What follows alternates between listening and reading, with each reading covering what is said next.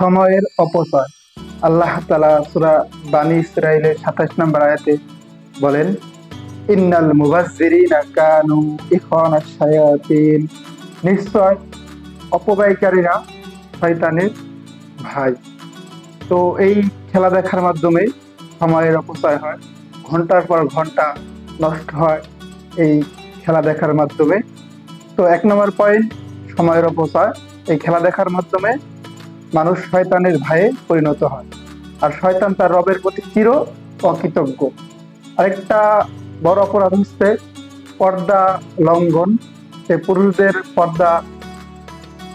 সতর নাভি থেকে নিয়ে টাকনুর উপর পর্যন্ত, টাকনুর পূর্ব পর্যন্ত এই খেলা দেখার মাধ্যমে কি হয়, এই যারা খেলায় অংশগ্রহণ করে, যারা খেলাধুলা করে, তাদের এই সতর থাকে না।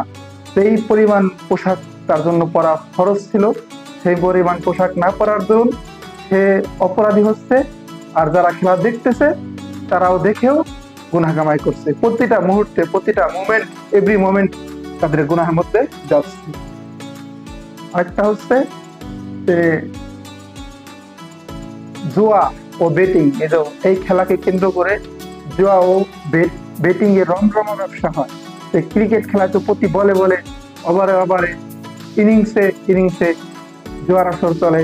ফুটবল খেলাও ঠিক তদ্রুপ, যে 10 মিনিট 5 মিনিট সময়ের মধ্যে একটা গোল হইলে যে রমরমা যে জুয়ার বেটিং এর যে ব্যবসা চলে, এটা একেবারে স্পষ্ট হারাম। আল্লাহ তাআলা সূরা মাইদার মধ্যে জানিয়েছেন, নিশ্চয় মদ, জুয়া, মূর্তি পূজার বেদী, লটারি, এগুলো শয়তানের কাজ। তো এখানে জুয়ার একটা সংস্পর্শ আছে। এই খেলাকে কেন্দ্র করে মানুষ জুয়ার রমরমা ব্যবসা করে থাকে। জুয়ার ওরা হাজার হাজার টাকা ইনকাম করে নেয়।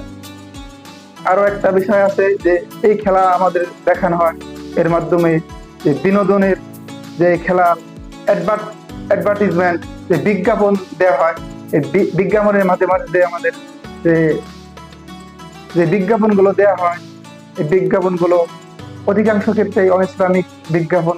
এগুলো দেখতে হয়, এগুলো দেখেই আমাদেরকে খেলাটা উপভোগ করতে হয়। তো কোম্পানি আমাদেরকে যে খেলা দেখাচ্ছে, এগুলোর বিনিময়ে তো অনেকগুলো বিষয়ের সাথে জড়িত। তো এর সাথে উপকারী কোনো বিষয় আমার ক্ষুদ্র দৃষ্টিতে তেমন ধরা পড়ে না, শুধু ক্ষতি আর ক্ষতি। আরেকটা বড় ক্ষতি হচ্ছে এই খেলা দেখার মাধ্যমে যে শিরক ও কুফুরের গন্ধ আসে। যে কিভাবে? হাদিসের মধ্যে আসছে, যার সাথে যার মহব্বত তার সাথে তার হাসর, যার সাথে যার মহব্বত তার সাথে তার কিয়ামত, যার সাথে যার মহব্বত তার সাথে তার জান্নাত, যার সাথে যার মহব্বত তার সাথে তার জাহান্নাম। তো আপনি কাকে মহব্বত করতেছেন? যদি তার সাথে আপনার হাসর হয়, ওই যে খেলোয়াড় আছে মেসি, রোনালদো, নেইমার, এদের সাথে আপনার হাসর হইলে আপনি কি রাজি?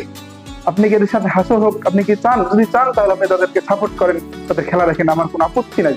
আর যদি বলেন না, আমি এদের সাথে হাসর হোক আমি চাই না, তাহলে আল্লাহর ওয়াস্তে এই খেলা দেখাকে বন্ধ করুন, কোন টিমকে সাপোর্ট করাকে বন্ধ করুন।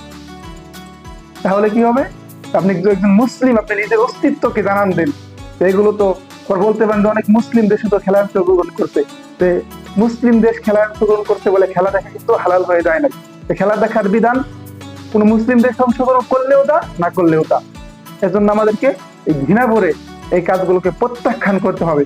এখানে আমাদের এই খেলাটা হচ্ছে আন্তর্জাতিক একটা জোয়ার আসর। এই জোয়ার আসরটাকে আমাদের ঘৃণা ভরে প্রত্যাখ্যান করতে হবে। যে খেলা যদি পুরস্কারের জন্য না হয়, যদি শরীর চর্চার জন্য হয়, এবং এই খেলার মাধ্যমে যদি আল্লাহ তাআলার পথ থেকে আমার কোনো আল্লাহর ইবাদত পালন করতে কোনো প্রতিবন্ধকতা না হয়, তাহলে আমি এই খেলাটা খেলতে পারবো। যেমন শরীর চর্চার জন্য খেলা, যে শারীরিকভাবে, শারীরিক ফিটনেসের জন্য সকাল বিকাল কিছুক্ষণ খেলা, দৌড়াদৌড়ি করা, এটা ইসলাম অ্যাপ্রুভ করে, এখানে আমাদের কোনো আপত্তি নাই। কিন্তু এটা আন্তর্জাতিক পরিসরে জুয়া, যেখানে পুরস্কার দেওয়া হচ্ছে, সেখানে এই খেলাটা ইসলাম অ্যাপ্রুভ করে না, ইসলাম অনুমোদন করে না। তো এই জন্য আমাদের এই খেলা থেকে বিরত থাকতে হবে। আল্লাহ তাআলা